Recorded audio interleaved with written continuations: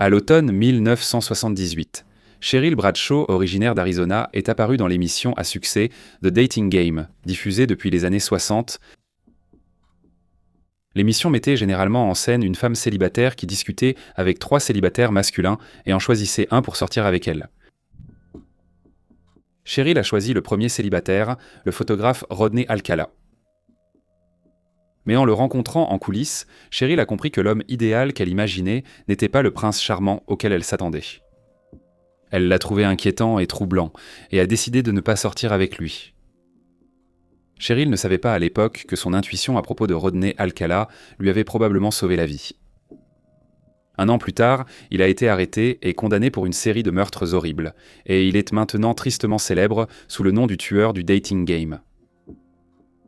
Qui était Rodney Alcala et qu'est-ce qui l'a poussé à cette vie criminelle ? Dans ce documentaire, nous explorerons ces questions et d'autres en enquêtant sur la vie et les crimes de Rodney Alcala, le tueur du dating game.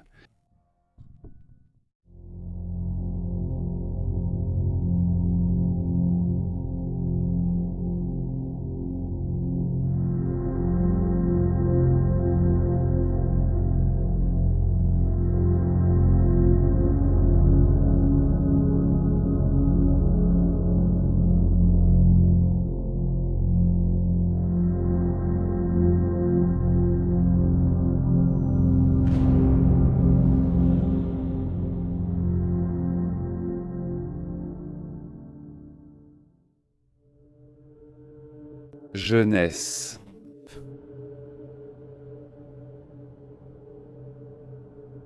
La jeunesse de Rodney Alcala reste peu connue.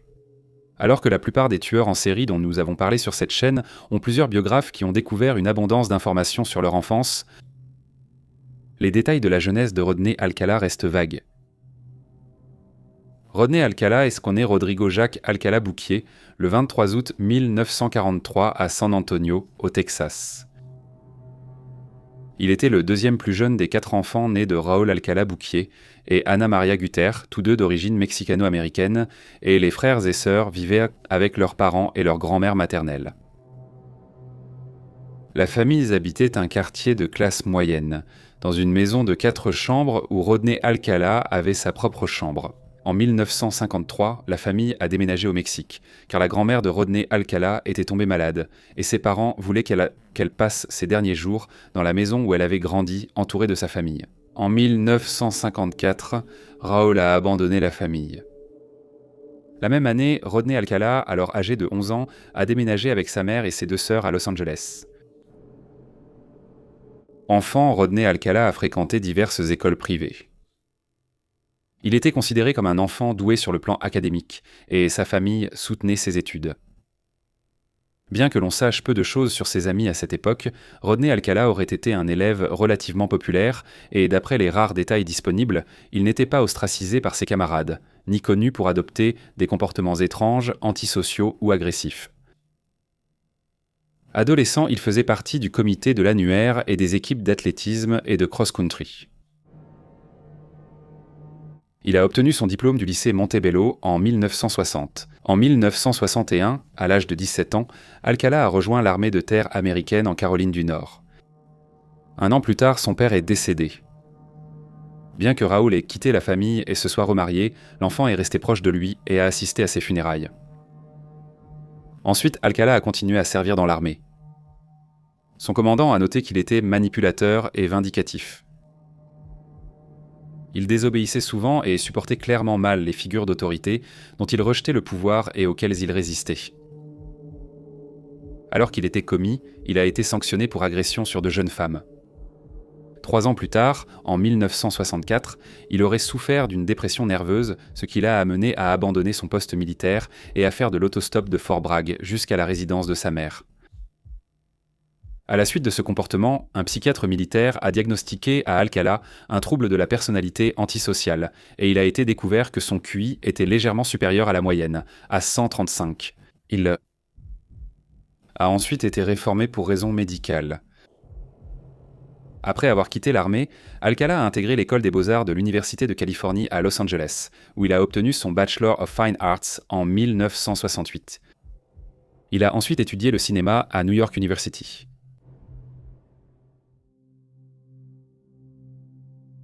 La première victime d'Alcala, Morgan Rowan, la première victime connue d'Alcala, n'avait que 13 ans lors de leur première rencontre.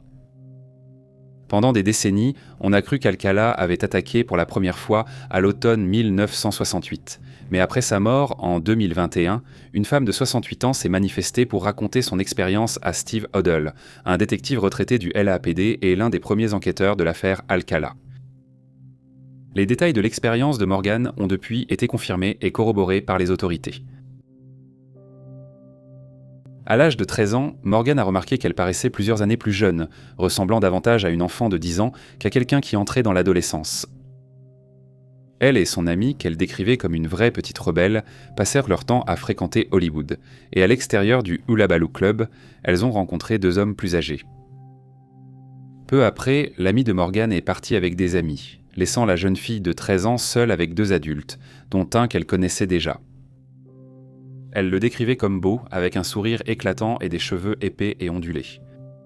Il se tenait droit, confiant, avec des yeux sombres et perçants. Il s'appelait Rod. Morgan voulait attirer l'attention du jeune Alcala, âgé de 23 ans, et apprécier quand il la remarquait. Elle s'approchait de lui et le griffait le bras, pensant que c'était ludique. Avec le recul, elle trouvait cela enfantin. Au début, Alcala prenait ses pitreries avec calme. Il a pris Morgan dans ses bras en riant de la situation. Cependant, il s'est vite agacé de ses tentatives répétées pour attirer son attention et lui a dit « Si tu ne t'arrêtes pas, je vais t'emmener derrière et te violer ». Alcala discutait avec l'autre jeune homme, mais sa menace a été accueillie par des rires. L'ami d'Alcala les a finalement laissés seuls, puis Alcala a saisi Morgan brutalement et, malgré ses protestations, l'a forcé à aller à l'arrière du quai de chargement désert du club. Dans sa déclaration à Steve Hodel, intitulée « Dans mes propres mots », Morgan a écrit « Je me souviens de son visage transformé par la colère, et à quel point cela était terrifiant.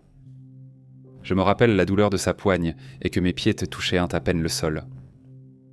Je ne me souviens de rien avant de me réveiller avec un énorme mal de tête, coincé derrière une benne industrielle.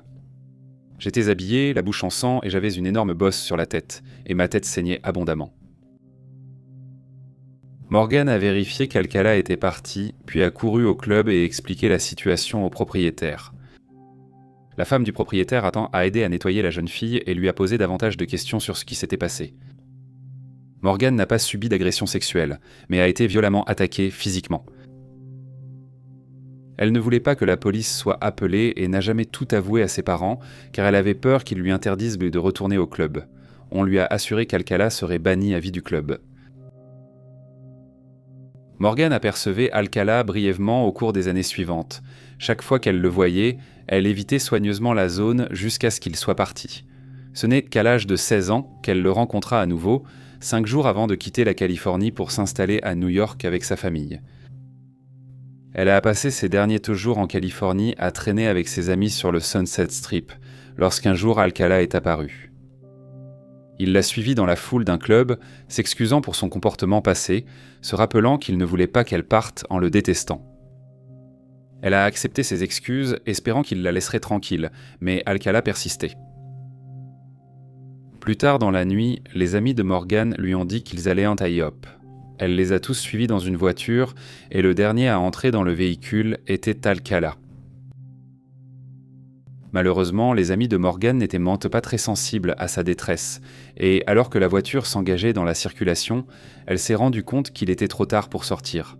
Elle se souvenait que Rod regardait constamment dans le rétroviseur avec un étrange demi-sourire sur le visage, et j'ai senti des frissons me parcourir le dos. Au restaurant, Morgan avait du mal à manger alors qu'elle était assise en face d'un homme qui lui avait inspiré une peur immense lorsqu'elle était enfant. Elle est allée à la cabine téléphonique et a envisagé d'appeler chez elle, mais elle a décidé de ne pas le faire car elle voulait passer du temps avec ses amis malgré la présence d'Alcala.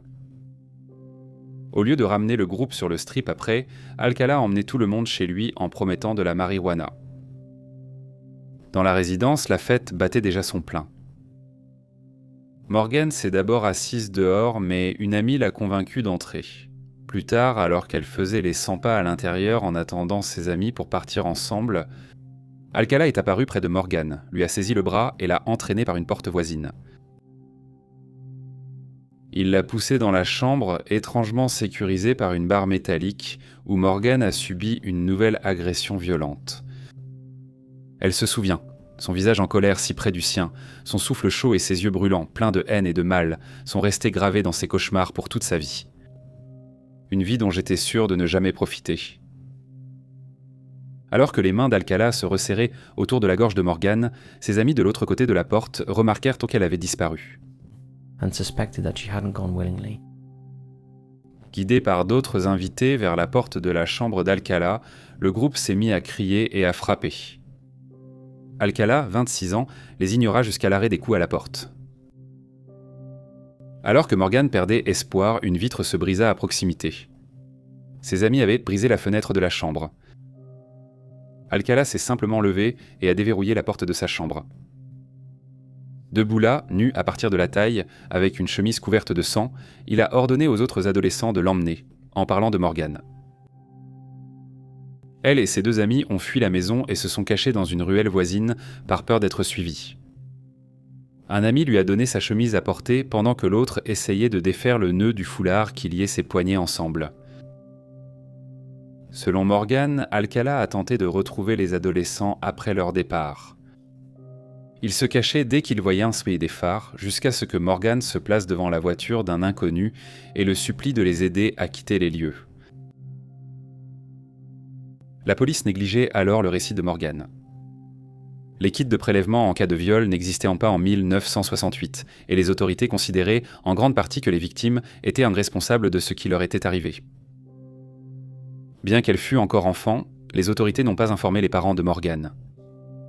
Elle n'a pas porté plainte, sachant qu'on la voyait comme une hippie à l'époque de l'amour libre et qu'aucune autorité ne s'en souciait. Elle a également pris cette décision parce que l'officier à qui elle a parlé lui a dit qu'il n'y avait pas de crime, puisqu'elle était entrée volontairement chez Alcala. La police n'a jamais demandé à Morgan le nom et les détails de son violeur. Après plusieurs jours chez son ami Mike, qui l'a soutenu avec l'aide de sa voisine infirmière pour soigner ses côtes alors qu'elle crachait du sang, Morgan est rentrée auprès de sa famille le jour du départ pour New York.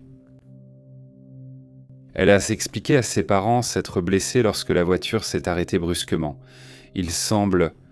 Elle ne leur a jamais révélé la vérité sur cette nuit-là et a rompu tout contact avec Mike et Evie. Ses amis de Los Angeles, avec qui elle était à la fête, peur de repenser à ce qui s'était passé. Elle a passé des années à porter seule ce qui lui était arrivé, incapable de demander de l'aide. Quelques semaines après son agression, alors qu'elle retrouvait lentement des forces et se sentait plus en sécurité loin d'Alcala, sa volonté s'est effondrée quand une amie lui a transmis une coupure de presse envoyée par Evie. Alcala avait frappé de nouveau.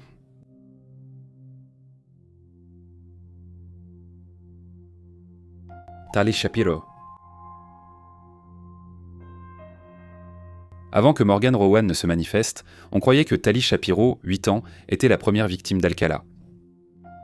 Le 25 septembre 1968, Tali se rendait à l'école comme elle le faisait habituellement. En se promenant sur Sunset Boulevard, Alcala s'est arrêté près d'elle en voiture et lui a proposé de la conduire. Quand Tali a dit qu'elle ne parlait pas aux inconnus, il a répondu être un ami de ses parents. Dans une interview à People en 2021, Tali a confié « Je ne voulais vraiment pas monter dans la voiture, mais j'ai été élevée à respecter mes aînés. Je ne savais pas qu'il fallait se méfier des gens. » Tali a cédé et est montée dans la voiture. Heureusement pour la fillette de 8 ans, un passant inquiet a trouvé la scène assez suspecte pour prévenir la police. Le passant a également décidé qu'il valait mieux suivre la voiture pour garder un œil sur la situation. Alcala a emmené Tali chez lui et la police est arrivée peu après, alertée par le passant.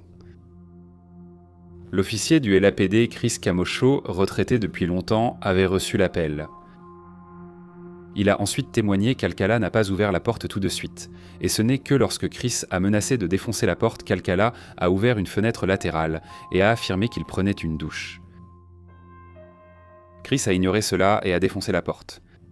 Il se souviendra que ce qu'il a vu ce jour-là restera gravé en lui. Il avait servi au Vietnam, mais c'est en voyant la petite Tali de 8 ans, presque morte au sol, que ce souvenir le hanterait à jamais. Je conduisais sur Sunset, en direction de West Hollywood, quand j'ai reçu un appel pour aller voir un homme à propos d'un possible enlèvement. Je l'ai suivi à l'endroit indiqué. J'ai alors pensé qu'il valait mieux appeler du renfort. J'ai alors appelé pour demander du renfort. Je suis allé frapper à la porte d'entrée. Je pouvais entendre quelqu'un courir partout. Je vois cet homme de l'autre côté, sans vêtements, pas mouillé, sans serviette. Et j'ai dit, d'accord, tu dois ouvrir la porte tout de suite, il faut que j'entre. Et il a dit, attends, laisse-moi mettre mon pantalon. Et j'ai dit, d'accord, tu as 3 secondes. J'ai probablement attendu 5 secondes et j'ai défoncé la porte. À droite, il y avait une salle à manger, à gauche un salon, et tout droit une cuisine. Et là, il y avait cette petite fille. Du sang partout, des vêtements, des chaussures et une robe jetée sur le côté. Il y avait des pièces de monnaie par terre et elle avait cette barre d'acier sur le cou qui devait peser environ 1 kilo. Je l'ai regardée, je pensais qu'elle était morte, elle ne respirait pas. Les autres officiers sont arrivés, nous cherchions le suspect. Je suis retourné voir Telly et je ne pouvais tout simplement pas la laisser là comme ça.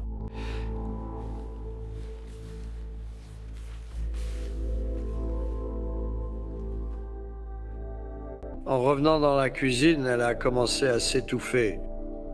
Telly. Alors ça a tout accéléré. Mais quand je criais, l'officier qui surveillait la porte de derrière a cru que je demandais de l'aide. Alors il a couru vers l'entrée pour m'aider. Nous avons appris plus tard que le suspect s'était enfui par l'arrière. Tali avait une barre de métal sur la gorge, allongée dans une mare de sang. Elle était inconsciente et dévêtue. Elle a reçu plus de 27 points de suture à l'arrière de la tête après avoir été frappée violemment par Alcala. Quand la police a trouvé la fillette de 8 ans, elle s'est mise à s'étouffer, prouvant qu'elle était encore en vie malgré leurs craintes. Tali a passé 32 jours dans le coma après son épreuve et a passé des mois à se rétablir à l'hôpital. Après sa sortie, elle a déménagé à Puerto Vallarta, au Mexique, avec ses parents, où ils ont vécu plusieurs années. Tali avait été violemment battue et agressée sexuellement, mais Alcala n'a pas été arrêté car il s'était enfui par la porte arrière à l'arrivée de la police. Un mandat d'arrêt a été émis contre lui pour enlèvement et viol. Mais pour éviter d'être arrêté, Alcala a quitté la Californie et s'est installé à New York, où il s'est inscrit à NYU sous le nom de John Berger. Dans son appartement, les enquêteurs ont trouvé des photos de jeunes filles et garçons, ainsi qu'une pièce d'identité d'Alcala prouvant qu'il était étudiant à l'UCLA.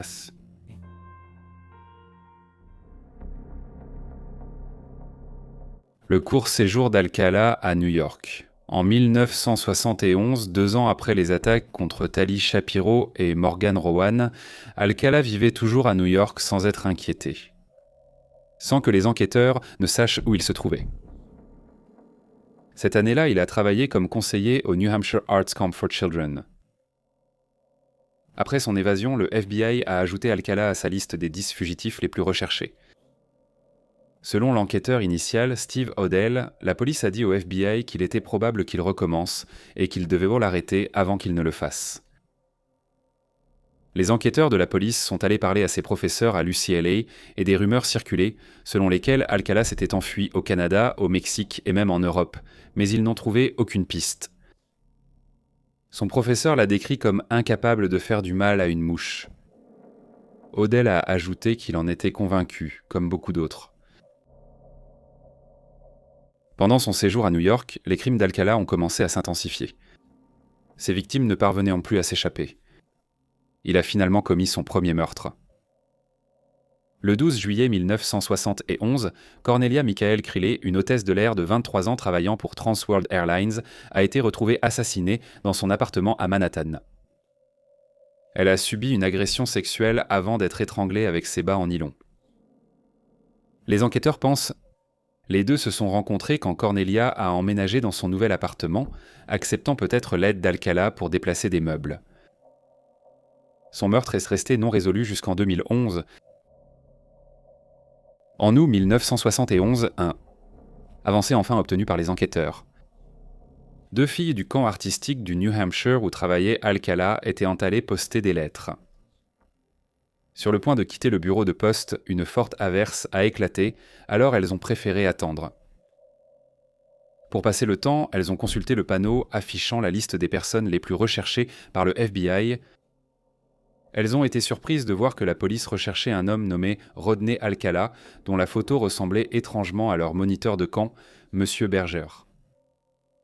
En apprenant qu'il était recherché pour l'agression d'un enfant, elles ont été inquiètes et choquées. Le moniteur qu'elles avaient appris à apprécier ne pouvait sûrement pas être un criminel violent capable de tels actes horribles. Les filles étaient inquiètes de ce qu'elles avaient vu. De retour au camp, elles ont dit au directeur ce qu'elles avaient vu sur l'affiche et combien Rodney Alcala ressemblait à John Berger. Troublé par ce qu'on lui avait dit, le directeur est alors allé voir l'affiche lui-même et a décidé d'alerter les autorités. Le lendemain matin, le FBI a interrogé John Berger et découvert que ses empreintes correspondaient à celles de Rodney Alcala. Alcala a été extradé vers la Californie ce même mois et le détective Steve Odell était prêt à l'interroger. Steve se souvient, je lui ai demandé « Alors raconte-moi l'incident avec Tali Shapiro » et en gros il a répondu « Oh, je veux oublier tout ça ». Il a dit « Je ne veux pas parler des choses que Rod Alcala a faites, comme si c'était une autre personne ». Les enquêteurs voulaient inculper Alcala, mais savaient que leur témoin principal, Tali, était à l'étranger. Pour compliquer, ses parents refusaient qu'il témoigne au procès. Faute d'autres options, les procureurs ont inculpé Alcala pour attentat à la pudeur sur mineur, écartant enlèvement et viol. Alcala a plaidé coupable à une infraction moindre et a écopé de 3 ans de prison, mais il a été libéré sur parole en 1974 seulement, 16 mois après le début de sa peine. Un psychiatre de la prison d'État estimait qu'Alcala s'était nettement amélioré en détention et a recommandé sa libération. Bien qu'il ait été obligé de se faire enregistrer comme délinquant sexuel auprès de la police de Monterey Park, Alcala a retrouvé sa liberté, malgré l'agression horrible sur la petite Tali Shapiro, âgée de 8 ans. Désormais libre de faire ce qu'il voulait, Alcala est retourné chez sa mère, où il avait sa propre chambre, une entrée privée et l'accès à sa voiture. Il a trouvé un emploi dans une entreprise de photographie quelques jours seulement après sa libération. Alcala avait hâte de choisir sa prochaine victime. Le 13 octobre 1974, alors qu'il se trouvait sur le parking d'un centre commercial à Huntington Beach, il a remarqué une jeune fille qui attendait le bus scolaire. Il aurait remarqué son nom, Julie Johnson, sur ses livres scolaires, et il s'en est servi à son avantage, l'appelant pour lui proposer de la ramener, de la même manière qu'il l'avait fait avec Tali Shapiro en 1968. Quand Julie ne lui a pas répondu, Alcala a insisté « J'ai de super posters à te montrer ». La tête de la jeune fille a alors bougé. Elle leva les yeux vers lui et sourit, montant dans le véhicule sans avoir la moindre idée de la personne avec qui elle montait en voiture. Julie dit à Alcala qu'elle avait 13 ans, mais qu'on lui disait souvent qu'elle paraissait beaucoup plus jeune, et il lui dit que son nom était John Donald. Passant devant son école, Julie s'inquiéta et demanda à descendre, mais Alcala refusa, prétextant devoir passer dans un appartement, et qu'il n'en aurait pas pour longtemps. Julie n'aimait pas ça et commença à s'agiter. Cela agaça Alcala, qui s'en prit à elle en lui ordonnant de rester tranquille. Son changement soudain d'attitude effraya la jeune fille, qui se mit à crier. Son ravisseur lui répondit alors « Tais-toi ».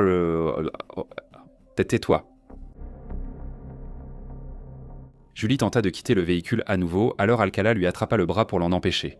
Le véhicule finit par s'arrêter et elle essaya encore de s'échapper, mais sa poigne était trop forte.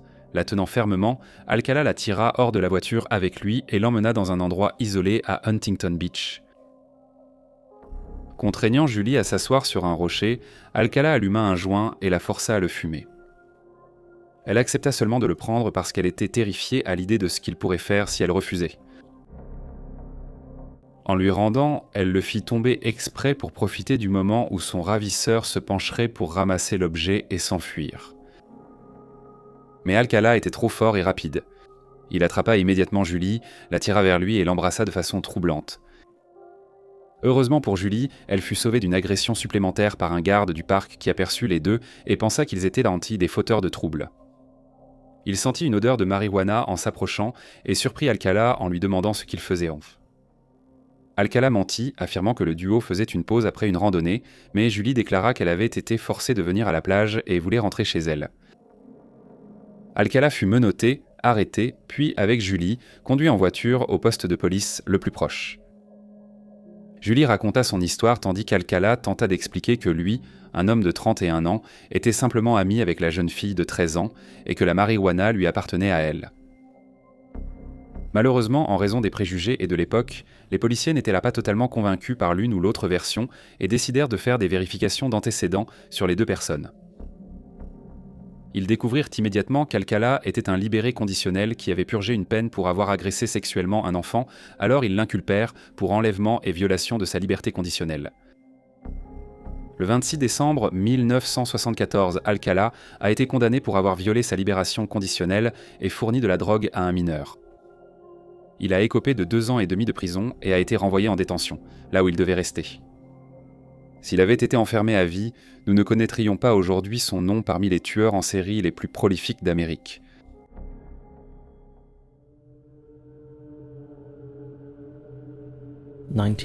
En juin.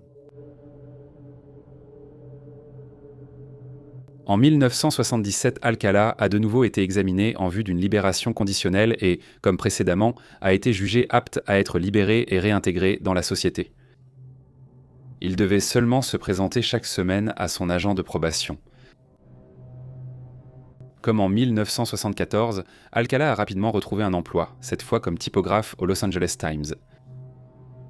Il est à noter qu'il était toujours inscrit sur le registre des délinquants sexuels. Personne n'avait vérifié ses antécédents avant son embauche.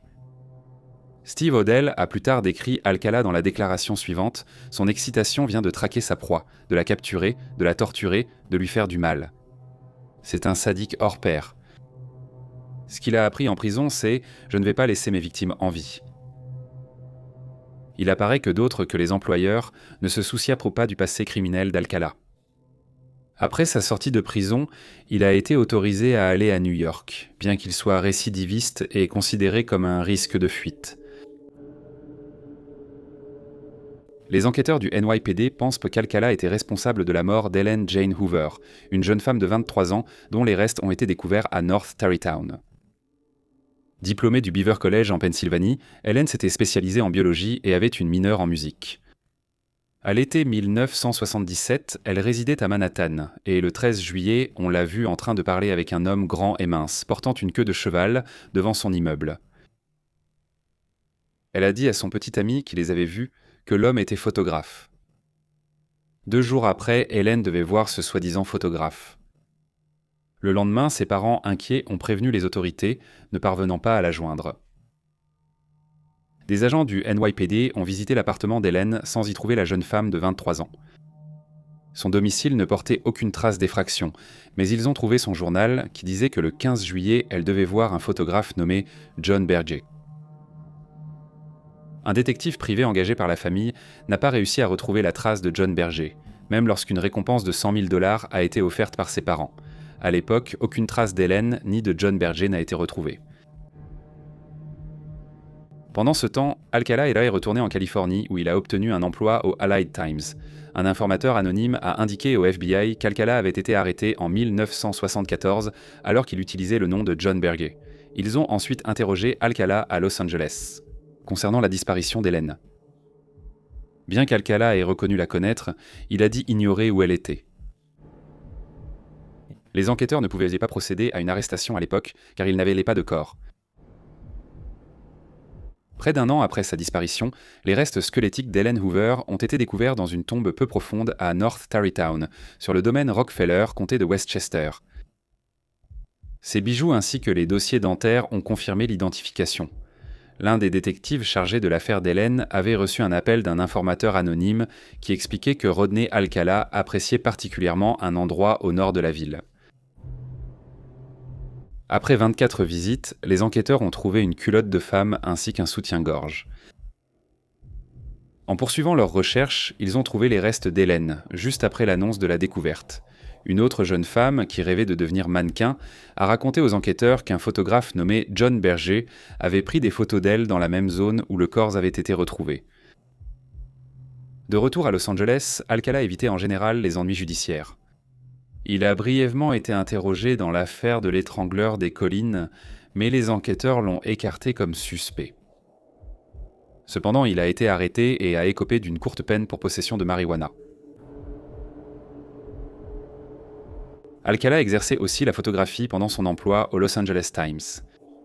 Il a persuadé des dizaines de jeunes qu'il était un professionnel, prenant leurs photos pour son soi-disant portfolio.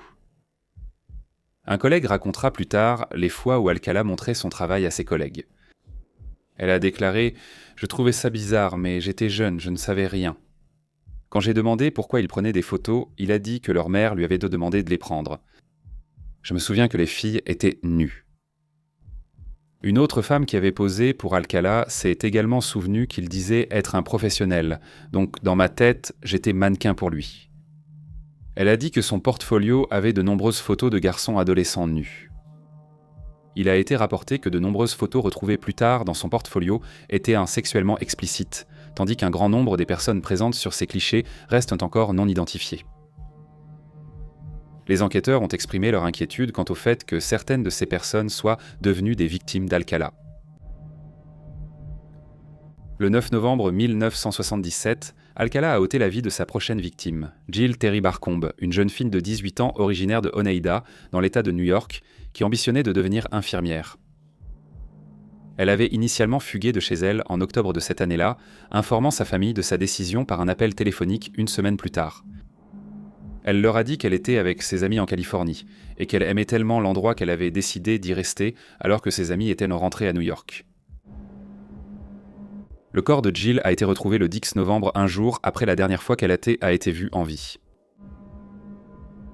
Ses restes ont été découverts près de Mulholland Drive, à quelques pas du début d'un chemin de gravier entouré de broussailles et d'arbres. Il semblait que le cou de Jill avait été brisé, que ses sous-vêtements avaient été enlevés et que son sweatshirt avait été remonté. La position dans laquelle elle avait été laissée indiquait que l'auteur cherchait à l'humilier même après sa mort. Un gros rocher ensanglanté a été trouvé près de là et une jambe de son pantalon était autour de son cou. La majorité des blessures de Jill ont été subies de son vivant. Elle a d'abord été étranglée à main nue, puis avec des liens, avant d'être frappée à coups de pierre. Un traumatisme crânien et une strangulation ont contribué à sa mort, et elle avait été agressée sexuellement et sodomisée. 3 morsures ont aussi été constatées sur son sein droit. Jill n'est pas restée une inconnue très longtemps, car elle avait un casier judiciaire de mineur, ce qui signifie que ses empreintes digitales étaient enregistrées. Après identification, sa famille a été informée et elle a été ramenée chez elle pour des funérailles. Les enquêteurs ont pensé que la jeune fille de 18 ans était une victime de l'étrangleur des collines, car une amie de Jill, Judith Miller, avait été tuée par ce tueur en 1977. Mais ils se sont ensuite rendus compte, lorsque les hommes derrière les meurtres de l'étrangleur des collines ont été découverts en 1978, qu'ils s'étaient trompés. Alcala n'a pas attendu longtemps avant de frapper à nouveau. Le 16 décembre 1977, Georgia Marie Wickstead, infirmière de 27 ans, a été retrouvée morte dans son appartement à Malibu. Elle a fait été vue pour la dernière fois la veille au soir, lorsqu'une collègue l'a raccompagnée chez elle depuis un bar, et lorsqu'elle ne s'est pas présentée au travail le lendemain, ses collègues dans son ex se sont immédiatement inquiétés. Les policiers sont rapidement arrivés à l'appartement de Georgia et ont découvert que quelqu'un s'y était introduit par effraction. Son corps gisait au sol de la chambre, et comme Jill, Georgia avait été mise en scène. Elle avait aussi été étranglée avec ses collants, agressée sexuellement et frappée au marteau. Pour aggraver l'horreur, les parties génitales de Georgia avaient été mutilées. Les preuves ADN et une empreinte de main aideraient finalement à condamner Alcala pour le meurtre. De 1978 à 1979, en 1978, Alcala est apparu dans une émission télévisée à succès appelée The Dating Game, qui avait commencé à être diffusée dans les années 60. Il semble encore qu'aucune vérification approfondie n'ait été faite, car Alcala n'aurait pas dû être accepté à l'émission vu son passé criminel et son inscription au registre des délinquants sexuels. Plus tard, l'émission sera à l'origine du surnom d'Alcala. L'animateur a présenté un homme de 35 ans, photographe à succès, ayant débuté sa carrière à 13 ans quand son père l'a trouvé dans la chambre noire, déjà bien développée. Entre les prises, il fait parfois du parachutisme ou de la moto. L'un des autres célibataires masculins de l'émission, Jed Mills, a plus tard qualifié Alcala de vraiment inquiétant ainsi que d'insupportable. Très antipathique et grossier, et imposant, comme s'il essayait d'intimider. Comme indiqué en introduction, la bachelorette de cet épisode était Cheryl Bradshaw, institutrice originaire d'Arizona. Bien qu'elle ait choisi Alcala comme rendez-vous préféré, elle n'est finalement jamais partie avec lui lors du voyage offert, censé être leur premier rendez-vous. En rencontrant Alcala dans les coulisses, Cheryl l'a trouvé inquiétant. Une psychologue criminelle nommée Pat Brown a déclaré à CNN que ce rejet aurait pu déclencher les meurtres ultérieurs d'Alcala, affirmant « c'est quelque chose qu'ils n'auraient pas supporté ». Ils ne comprennent pas le rejet. Ils pensent que la fille a un problème. Elle s'est jouée de moi. Elle a fait la difficile. Cependant, suivre son instinct a peut-être sauvé la vie de Cheryl et lui a évité de devenir une victime du tueur de l'émission Dating Game. Le 24 juin 1978, Charlotte Lee Shuglam, une femme de 31 ans originaire de Santa Monica, est devenue la prochaine victime d'Alcala. Elle a été retrouvée morte dans le complexe d'appartements d'El Segundo. Comme les autres femmes, elle avait été agressée sexuellement, battue, étranglée, puis mise en scène par Alcala avant son départ. Monique Hoyt, 15 ans, faisait de l'autostop dans le comté de Riverside quand elle a failli mourir aux mains de Rodney Alcala. Le 14 février 1979, Alcala a pris la jeune fille en stop et l'a ramenée chez lui, où elle a consenti à avoir des relations sexuelles avec Alcala. Il est important de noter que même si Monique a consenti, elle était mineure à l'époque, alors qu'Alcala était un adulte âgé de 36 ans. Le duo s'est ensuite rendu dans une zone montagneuse tranquille près de Banning, en Californie, où Alcala a pris des photos de Monique en sous-vêtements, ainsi que des photos d'eux se livrant à des actes sexuels. Les choses ont cependant pris une tournure dramatique lorsque Alcala a attaché Monique, l'a bâillonnée, l'a frappée, l'a agressée sexuellement et sodomisée, avant de la frapper à la tête avec une pierre. Monique a gagné la confiance de son agresseur en étant polie et amicale, ce qui l'a surprise. Alcala a accepté de la ramener à Riverside. Elle s'est échappée pendant qu'il utilisait les toilettes d'une station-service et, malgré sa plainte à la police, la mère d'Alcala a payé sa caution. Le 13 juin 1979, Alcala a frappé de nouveau lorsqu'il a attaqué et tué Jill Marie Parento, âgée de 21 ans, opératrice de saisie informatique vivant à Burbank, en Californie. Jill a quitté le travail plus tôt ce jour-là pour un match de baseball mais ne s'est pas présentée au travail le lendemain matin. Ses collègues inquiets ont signalé sa disparition à la police, qui se sont vite rendus à son appartement et ont découvert qu'il avait, comme la maison de George, été cambriolé. Jill a été retrouvée morte dans sa salle de bain, le corps disposé sur le sol. Comme auparavant, elle avait été battue, étranglée et agressée sexuellement. Dans les cas de Charlotte et de Jill, Alcala a laissé de l'ADN sur les lieux, ce qui aiderait à le condamner pour leur meurtre. L'ami de Jill a également témoigné que les deux femmes avaient tant déjà rencontré Alcala dans un club à plusieurs reprises. La dernière victime connue d'Alcala était Robin Christine Samso, une fille de 12 ans originaire de Huntington Beach. Robin a disparu le 20 juin 1979 après avoir quitté la maison pour aller à son cours de ballet à vélo. Ses restes ont été retrouvés 12 jours plus tard dans les contreforts de Los Angeles, près de Santa Anita Canyon Road. Elle n'a pas été étranglée, mais poignardée. Elle avait aussi été battue et violée, comme les autres victimes d'Alcala. Ses amis ont déclaré à la police qu'un inconnu les avait abordés sur la plage pour demander à les photographier. Peu après, les enquêteurs ont publié un portrait robot, reconnu comme Alcala par son agent de libération conditionnelle.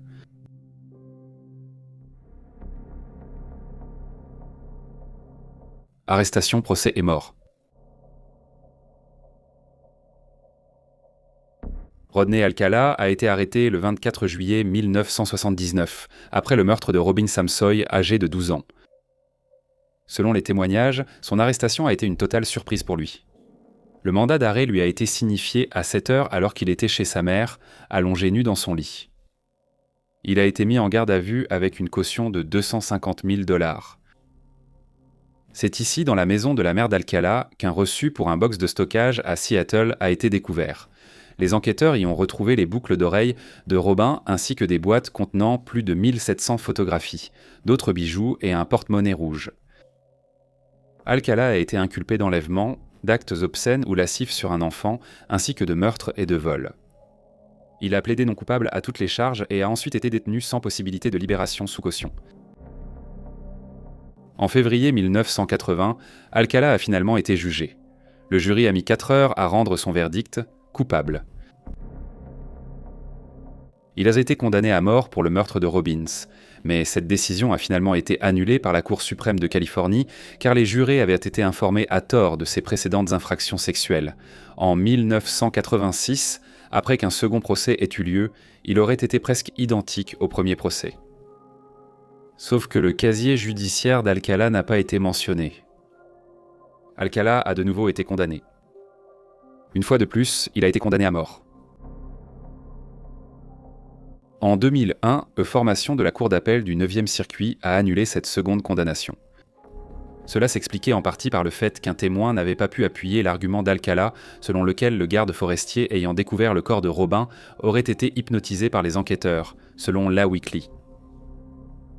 Malheureusement pour Alcala, alors que les procureurs préparaient le 3e procès, de nouvelles preuves ont émergé grâce aux techniques médico-légales modernes. Ces preuves reliaient Alcala à ses autres meurtres, ceux de Jill Barcombe, George Wickstead, Charlotte Lamb et Jail Parenteau. Les boucles d'oreilles de Jail Parenteau ont aussi été trouvées dans le box où il gardait les bijoux de Robin.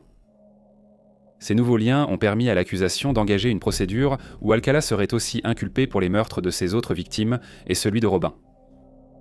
La Cour suprême a statué en faveur de l'accusation en 2006, bien que son équipe de défense ait tenté de s'opposer à cette idée, en faisant remarquer que, si vous êtes juré et que vous entendez une affaire de meurtre, vous pouvez avoir un doute raisonnable. Il est difficile d'affirmer un doute raisonnable pour les 5, d'autant que pour 4 d'entre eux, ce ne sont pas des témoignages directs, mais des preuves ADN. En attendant, Alcala, toujours derrière les barreaux, a autopublié un livre qu'il avait écrit intitulé « You, the Jury ». Dans le roman, il a clamé son innocence et tenté d'accuser un autre suspect. Il a aussi intenté 2 procès contre le système pénitentiaire de Californie, les tenant responsables d'une chute et d'un refus de régime pauvre en Grèce. En 2010, Alcala a été jugé pour les meurtres de Robin, Jill, Georgia, Charlotte et Jill. Malgré les lourdes charges retenues contre lui, Alcala a étonnamment choisi d'assurer lui-même sa défense, allant même jusqu'à témoigner à la barre en sa propre faveur. Il se serait adressé à lui-même en avocat avec une voix grave, puis répondait normalement et a montré aux jurés un extrait de son passage à The Dating Game en 1978. Essayant de prouver que les boucles d'oreilles trouvées dans son box de stockage étaient à lui, pas à ses victimes. Alcala a aussi affirmé ne pas se souvenir avoir tué ses victimes. Un psychiatre nommé Richard Rappaport, qui a été payé par Alcala et était son seul témoin à la défense, a noté qu'il était possible qu'Alcala n'ait aucun souvenir des meurtres en raison d'un trouble de la personnalité borderline. Lors du procès, Tali Shapiro, aujourd'hui adulte, a témoigné comme témoin de la défense. Il a fallu moins de 2 jours au jury pour déclarer Alcala coupable de 5 chefs de meurtre au premier degré, et en mars 2010, il a de nouveau été condamné à mort. En janvier 2011, un grand jury de Manhattan a inculpé Alcala pour les meurtres de Cornelia Creley et Ellen Hoover. Il a d'abord plaidé non coupable l'année suivante, mais a ensuite changé d'avis et a plaidé coupable peu de temps après. En 2013, 25 ans ont été ajoutés à sa peine pour ces crimes. Rodney Alcala est décédé le 24 juillet 2021 à Corcoran en Californie. Âgé de 77 ans, il est décédé de cause naturelle.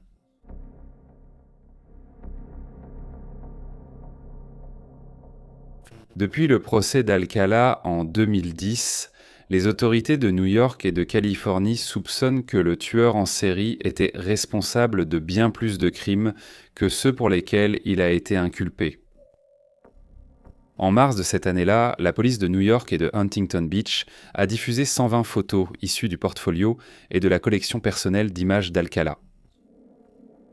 Les enquêteurs voulaient identifier les personnes sur les photos pour savoir si c'était dans des victimes inconnues. Les autorités ont précisé qu'environ 900 images restent confidentielles à cause de leur contenu sexuellement explicite. En quelques semaines, 21 femmes se sont identifiées, les forces de l'ordre ajoutant « Au moins 6 familles ont identifié des proches disparus depuis des années et jamais retrouvés ».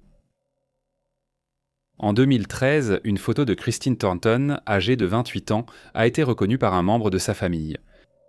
Son corps avait été retrouvé dans le comté de Sweetwater, Wyoming, en 1982, bien qu'il n'ait été identifié qu'en 2015. En 2016, Alcala a été inculpé de son meurtre. Christine a disparu en juin 1977 et a été vue pour la dernière fois en train de faire de l'autostop, à Biloxi, Mississippi. Alcala a assuré avoir pris la photo, mais pas tué Christine. Il était trop malade pour voyager. Depuis la Californie. Pour être jugé dans le Wyoming, cependant.